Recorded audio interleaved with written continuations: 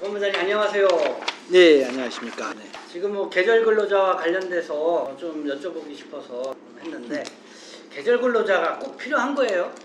필요하죠.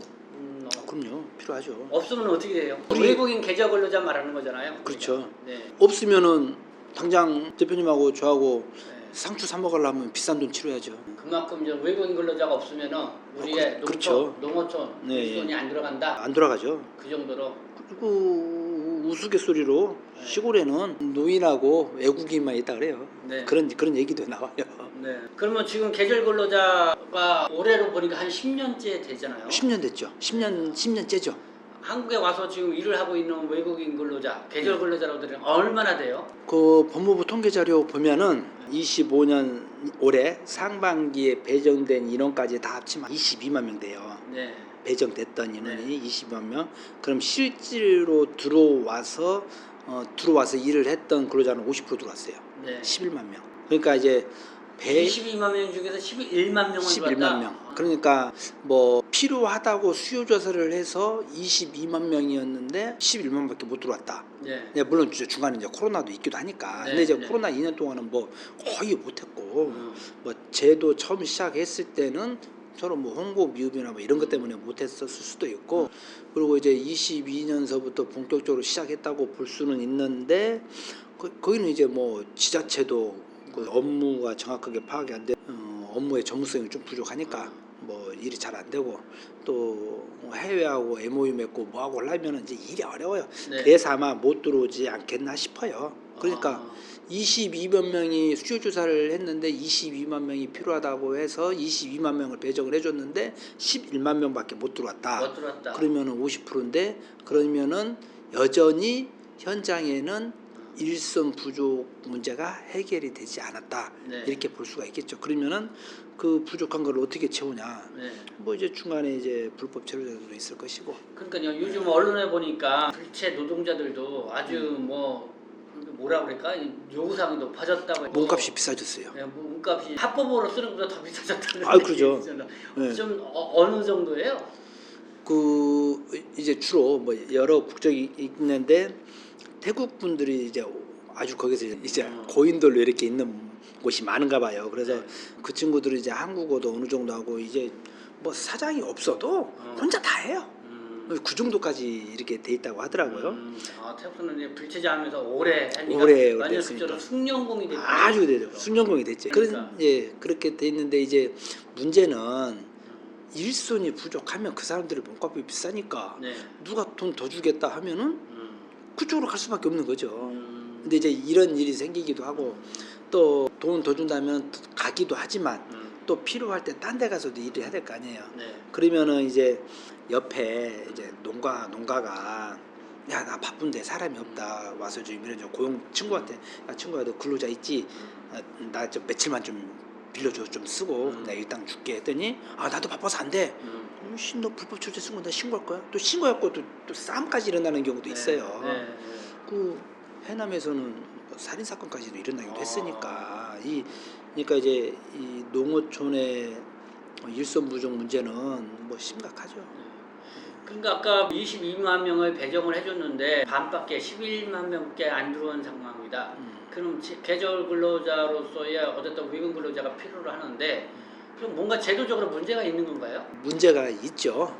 왜냐면은 애국인 업무는 그야말로 전문성이 있어야 되죠. 전문성이 여러 가지 문제점들 중에서 이 지자체 잘하는데 되게 잘해요. 네. 되게 잘하는데 지자체 단체장에 관심이 없거나 또 현장의 실무 책임자를 맡고 있는 주무관 담당자가 네. 이 업무 이해도가 낮거나 또 관심이 없거나 그러면 이제 안 되는 거죠.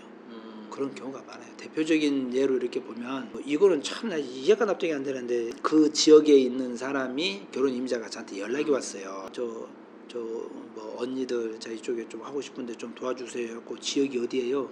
어디? 그래요? 그럼 내가 지역에 연락을 해서 한번 알아보겠습니다. 했고 통화를 하는데 결혼 이민자가 그 지역에서 농사를 짓고 있는 사람만 계절 근로자를 고용할 수 있고 계절 근로자를 데려올 수 있다고 얘기하는 거예요. 네.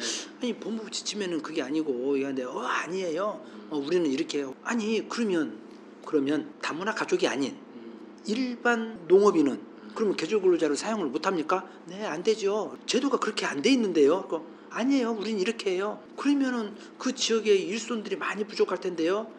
그러니까 뭐 전화 끊었어요. 뭐 이런 경우도 하나 있고, 또 결혼 이민자 가족으로도 초청할 수도 있고, 한국 지자체와 해외 지자체 간의 업무 협약을 맺어가지고 그 지역에 있는 사람들 이제 근로자로 데려올 수 있는 방법도 있긴 하는데, MOU를 하려고 하면은 누군가 가서 어떻게 뭐 해야 되잖아요. 뭐 MOU도 체결해갖고 MOU에 대한 뭐 행정적인 뭔가를 해야 되는데, 그걸 해줄 수 있는 지자체 담당 공무원이 그 정도 해외 네트워크나 뭐 그런 게 되어 있을까?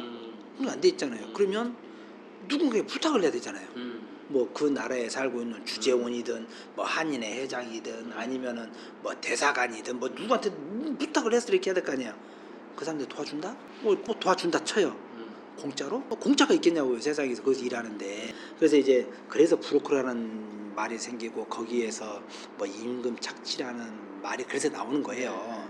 이제 그런 문제가 하나 있고, 또 이제 결혼 이민자 가족 친인척을 데려올 수 있는 방법이 있는데, 이제 지자체에서는 관내 지역, 그러니까 자기 시 군에 거주하는 결혼 이민자 대상으로 한다. 그거 맞죠? 그 지역에 있는 결혼 이민자 우선으로 해준다는 거 이제 뭐 나쁜 건 아닌데, 그러면 그 지역에 있는 계절 근로자를 쓰고자 하는 고용주, 그리고 이제 근로자로 참여하고 싶은 결혼 이민자, 그러면 그게 이제 사전 수요 조사를 하니까, 그럼 수요 조사를 해가지고 이걸 다 맞춰가지고 수요와 공급을 맞출 수 있으면 관내가 맞지요. 근데 지자체가 그거를 나서서 하진 않아요. 그러니까 우리는 관내로만 합니다. 고용주분들이 알아서 그 관내에 거주하는 결혼 이민자를 찾아가지고 근로자를 이렇게 하세요. 옆에 있으면 다행이지. 모르면 그거 어떻게 해야 되는 거예요. 이제 이런 경우가 또 하나 있고, 그래서 이제 관외 지역, 우리나라의 서울, 경기, 인천, 그리고 뭐 이제 광역 지자체에 살고 있는 결혼 이민자가 법무부 통계자로 보면 68.3%인가 그래요. 그럼 도시에 살아요. 그러면 그 30%, 37%, 32%뭐 이렇게 되는 사람들이 시골에 이렇게 다 떨어져 있는데, 그거를 군에서 그 재원을 찾아가지고 연결해주지 않으면 뭐 어떻게 연결이 되겠어요. 이런 것도 하나 있고. 그러니까 어디서 어떻게 사는지도 수대 파악이 안 돼 있는 사람들이 많다는 거잖아요, 지방. 뭐 그렇죠. 되게 이제 다문화 가족 지원 센터를 이용하는 사람들 같은 경우는 정보가 있으니까 다문화 가족 지원 센터에 연결을 해서 좀 협조 좀 해주시죠. 그렇게 되는 경우, 그렇게 하는 경우가 있긴 해요. 이제 사람이 많이 있는 곳은 그 문제가 해결되지만, 저기 섬이 많은 나라, 이게 막 지역별로 떨어져 있는 면적이 큰 곳, 그럼 거기에 다문화 가족 지원 센터가 뭐 여러 개 있는 것도 아니고, 또 그 사람들이 자기들 뭐 누가 고용주 어떻게 있는지도 모르고 연결이 잘 안 되죠. 그런 문제점들도 있고, 그러면 근로자가 비자 받아서 들어오려면은 비자를 받기까지 또 필요한 행정 서류들이 있을 거 아니에요. 그거를 또 담당 공무원이 그걸 다 일일이 파악해서 한다? 그것도 어려울 일이고, 그러면 고용주들이 이제 근로자를 한 명 받기 위해서 고용주들이 해야 될 서류, 또 근로자가 왔으면은 또 이제 출입국 관리법, 노동법 이런 거 다 해가지고 행정을 다 마치고 해야 되는데, 고용주들이 안 와. 농사짓기 바빠 죽겠는데 무슨. 근데 이제 그런 거는 지자체에서 수요 조사라고 할 때 다 안내를 해주기도 하고 이렇게 교육을 해주기도 하죠. 그렇다고 지자체 공무원들이도 그것도 빠삭하게 아는 것도 아니죠. 뭐 그런 것도 하고, 또 이게 이 행정이라는 거를 뭐 한 달에 한 번도 꾸준히 하는 거면은 이제 배워지니까 하는데, 그렇죠. 1년에 한 번 하는 사람이 정도면 바뀌잖아, 계속. 그러면은 이거 잊어먹지. 그러니까 공무원들은 1년에 한 번씩 사람이 바뀌고, 그 고용주들은 근로자들도 뭐 바뀌고.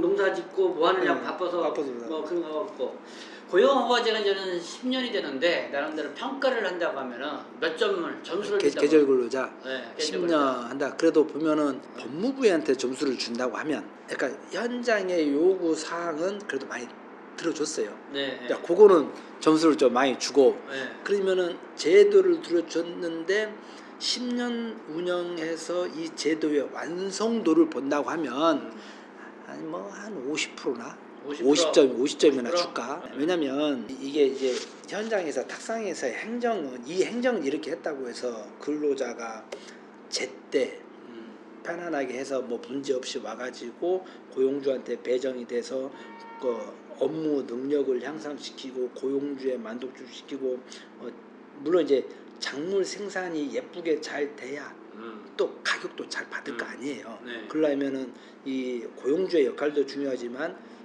근로자가 이 작물 재배의 이해도나 그리고 왜냐면은 제품을 잘 만들어야 가격이 잘 받을 거 아니에요. 근데 이제 그런 게 안 돼 버리면 가격도 떨어지고 이렇게 될 거란 말이에요. 그러면 이제 이민 행정 서비스가 정확히 오고 그러면은 어떤 사람이 어떠한 능력을 갖고 있는 어떤 자질과 능력을 어떻게 선발해서 어떻게 교육시켜서 어떤 행정 비자 행정 서비스를 해서 한국에 들어와서 고용주와의 이런 관계 그리고 또 출입국 관리에 필요한 외국인 행정 체주 이 문제 이것들을 정확하게 할 수 있는 시스템이 없어요. 계절 근로자가 성공하기 위해서는 어떻게 해야 되냐. 최근에 법안 발의한 내용도 있다고 하는데 그 네. 내용 한번 소개를 해주세요. 저희 협회에서 법무부에다가 이제 정책 제안을 했어요. 근데 이거를 저희가 이제 연구해보고 이제 주변에서 직접 관여해보고 보니까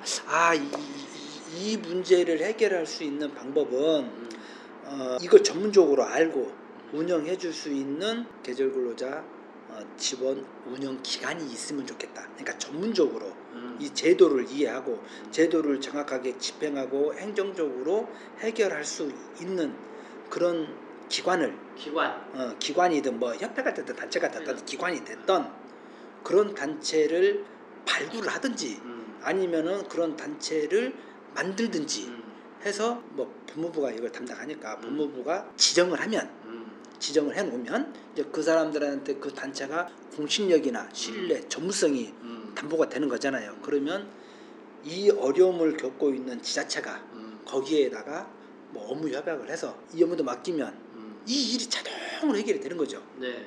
이제 그런 시스템을 지금 유상범 의원이 대표 발의를 해가지고 법사에 지금 올라가 있어요. 언제 발의했죠? 그 제가 작년 11월로 제가 알고 있어요. 작년 그럼 11월로. 언제쯤 뭐 가부 여부가 이제 결정될 거 아니에요? 근데 뭐 시국이 이래가지고 시국에 빨리 해야 될 것 같아. 이거는 뭐 여야의 뭐 논쟁거리는 아니니까 네.